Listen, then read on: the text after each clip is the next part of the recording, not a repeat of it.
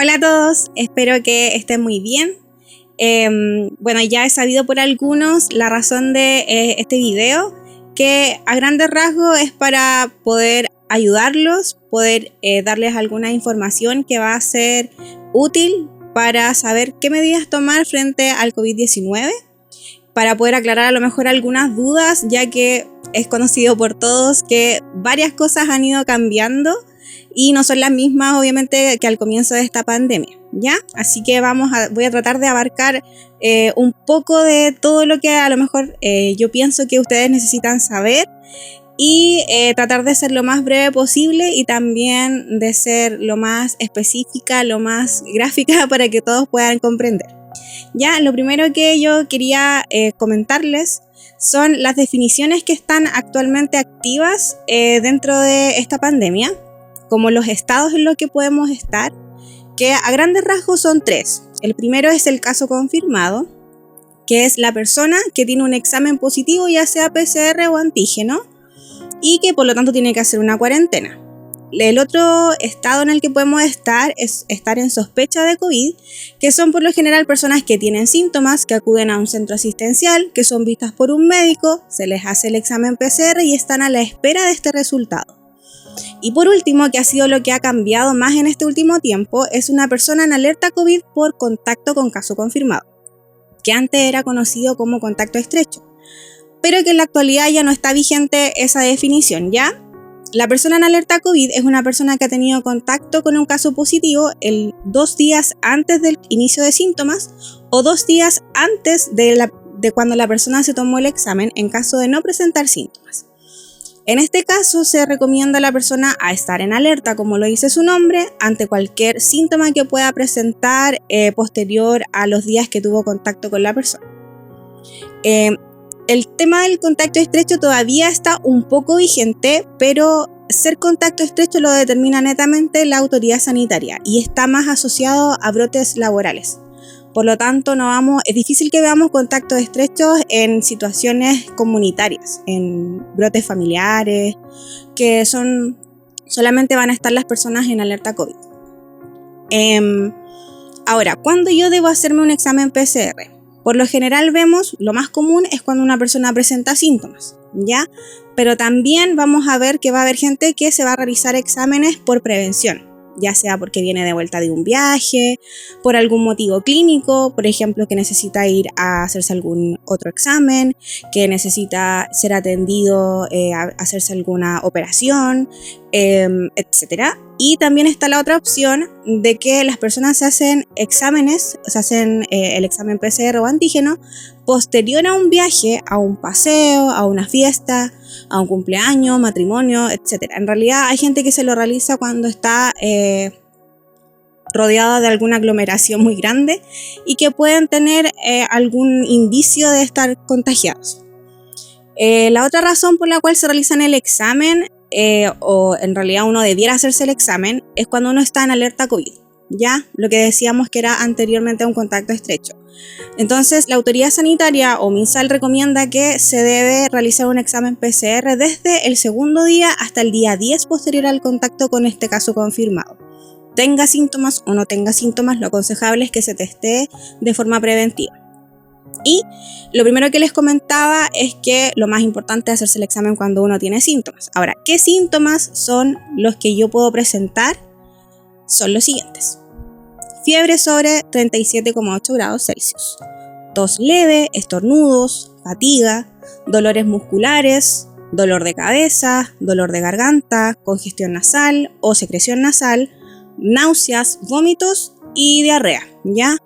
Y aquí se nos indica que ante la presencia de alguno de estos síntomas, uno debe acercarse a un centro asistencial y testearse.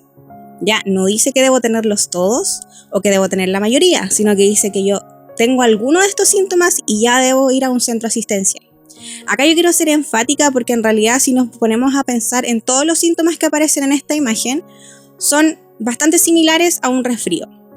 Entonces no podemos quedarnos con la idea de que yo estoy solamente resfriado, sino que la única forma de que yo puedo salir de la duda y puedo asegurar a ciencia cierta de que yo tengo un resfrío y no estoy contagiada con COVID es mediante un examen PCR. Y aquí yo quiero ser bastante directa. Yo creo que con la cantidad de casos que nosotros tenemos en estos momentos debemos ser responsables y ante la presencia de alguno de estos síntomas asistir a un centro asistencial y no quedarnos con la idea de que es un resfrío, porque si nos quedamos con esa idea nosotros vamos a seguir haciendo nuestra vida normal y vamos a seguir contagiando y la cadena de contagio no se va a cortar, ¿ya? Ahora, ¿qué debo hacer mientras yo espero el resultado del examen? Esto igual es importante porque debemos extremar las medidas de autocuidado como el uso de mascarillas, lavado de manos o en su defecto el uso de alcohol gel en caso que yo no tenga acceso a lavarme las manos, y el distanciamiento social o distanciamiento físico. Y también lo más importante es aislarse dentro de lo posible. ¿A qué me refiero con esto? Porque hay dos formas en las que yo me puedo hacer el examen PCR actualmente. Me las puedo hacer en un CESFAM o en algún centro asistencial donde yo tenga acceso a una atención médica. Me va a ver el médico, va a ver que yo tengo síntomas, por ejemplo, y me va a dar una licencia médica para que yo espere el resultado. Esto va a significar de que yo tengo que estar en mi casa, no voy a trabajar, no voy a estudiar, no salgo y me mantengo aislada completamente o aislado completamente. Sin embargo, si yo me hago el examen en una búsqueda activa, ya sea en la plaza, en algún punto de Seremi, en algún punto de CESFAM o incluso en las entradas de los CESFAM ahora igual están haciendo este tipo de examen, yo no tengo licencia médica mientras espero el resultado, sino que solamente tengo mi licencia médica en caso de que yo salga positivo. Entonces acá, en este punto, es donde yo le pongo énfasis a aislarme dentro de lo posible. Si yo tengo que ir a trabajar, obviamente no puedo faltar, pero puedo extremar las medidas de cuidado que les comentaba anteriormente, estas tres. Y lo que yo puedo hacer es que yo puedo evitar las aglomeraciones, puedo evitar ir a ver a mis familiares, puedo evitar ir a los cultos, puedo evitar muchas otras cosas, ya tener contacto con mucha gente. Entonces acá es importante que si yo estoy esperando un resultado, tener conciencia de que yo puedo salir positivo por más que yo me lo haga de forma preventiva. Porque si yo estoy asistiendo a hacerme el examen es por alguna razón, es porque yo sospecho de que puedo tener a lo mejor COVID o porque yo creo que debo hacerme el examen, ¿ya? Entonces esto es súper importante tenerlo en consideración porque hay mucha gente que es asintomática, mucha gente que no tiene conocimiento de que puede estar contagiada y hace su vida con normalidad, va a ver a su papá, va a ver a los amigos, va a los cultos, va a jugar a la pelota, va al cine, etc. ¿Ya? Entonces aquí hay que tener cuidado y ser responsable de que yo estoy esperando un resultado porque me fui a tomar el examen. En cuanto a las fechas de cuarentena, también hay dos opciones. Si yo me la tomo en un CESFAM o en un centro asistencial, como me va a ver el médico, va a analizar cuáles son mis síntomas. Entonces, como va a analizar mis síntomas, mi cuarentena va a comenzar desde el inicio de síntomas. Son 7 días, pero desde el inicio de síntomas, siendo el día en que inicié mis síntomas, el día 1. Y está la otra opción de que si yo me lo voy a tomar a un punto de VAC, punto de búsqueda activa, punto de Seremi, en la plaza, algún punto de algún CESFAM que está haciendo búsqueda activa, ahí no van a tener un médico que me haga una revisión, entonces van a tomar como inicio de mi cuarentena el día que yo me tomé la muestra. Y ahí también corren los 7 días, siendo el día que me tomé la muestra el día 1. Ahora, ¿quién emite mi licencia médica? También están las dos opciones, que puede ser CESFAM, en caso que yo sea atendida en un CESFAM y ahí salga positivo. También, si yo voy a una clínica, la clínica tiene que hacerse cargo en caso de que yo salga positivo. En cambio, si yo me lo hago en un punto de Seremi de salud es quien me emite la licencia médica, ¿ya? En cuanto a la licencia médica, es súper importante que hay una gran diferencia entre las licencias que son por COVID y las licencias normales, entre comillas, que teníamos antes de esta pandemia, ya que la licencia médica por COVID es atemporal, es decir, que no tiene esa fecha límite de entrega al empleador como las tienen las otras licencias médicas. Son atemporales y yo puedo entregarlas en 2 semanas, puedo entregarla un mes, un año más tarde y mi empleador tiene que recepcionármela, tiene que tramitarla, tiene que hacer todo el proceso normal. Yo no puedo tener problema con mi empleador o tener problema en mi trabajo por no entregar la licencia por COVID. Ya, ahora, solamente es por COVID, no es que hayan cambiado todas las licencias, eso hay que tenerlo súper en claro. Y lo otro bueno, y que creo que es considerable que ustedes lo sepan, es que a diferencia de las otras licencias médicas, las licencias médicas por COVID se pagan en su totalidad, independiente de cuántos días tenga esa licencia. No se restan días por la cantidad de días que tenga esa licencia. ¿Y qué días cubre? Esto es súper importante porque las cuarentenas no siempre coinciden con mis licencias médicas, ya que pueden haber días que yo sí trabajé de mi cuarentena, porque no me testé a tiempo, porque me fui a hacer el examen después de mis síntomas, etc.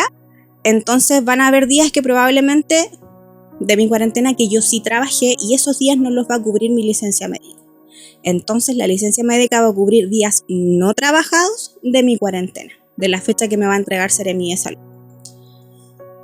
Y creo que siempre es súper importante que no nos olvidemos de cuidarnos, manteniendo la distancia que idealmente debe ser de 2 metros, ventilar los lugares mínimo cada 2 horas, lavarse las manos o usar el alcohol gel cada vez que podamos y usar la mascarilla.